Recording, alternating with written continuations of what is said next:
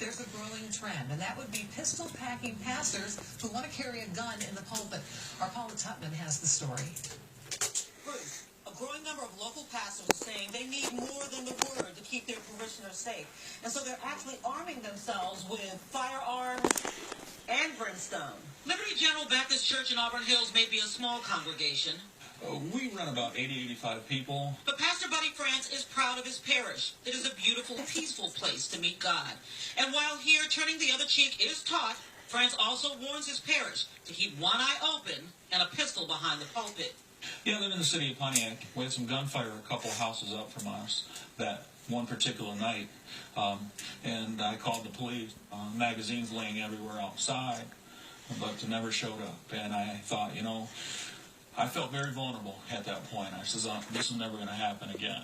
France is a growing number of pistol-packing padres who believe the way to keep their sanctuary safe is to add heat.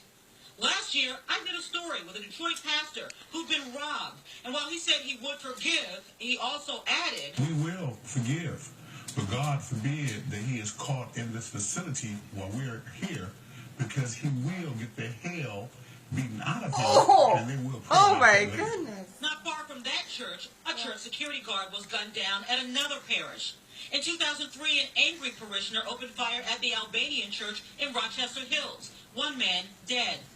Preachers are fed up with being targets, and so some are taking target practice. Many from this man, Rick Ector, of Rick's Firearm Academy in Detroit. Under current law, you can still conceal carry as long as you have permission from the pastor.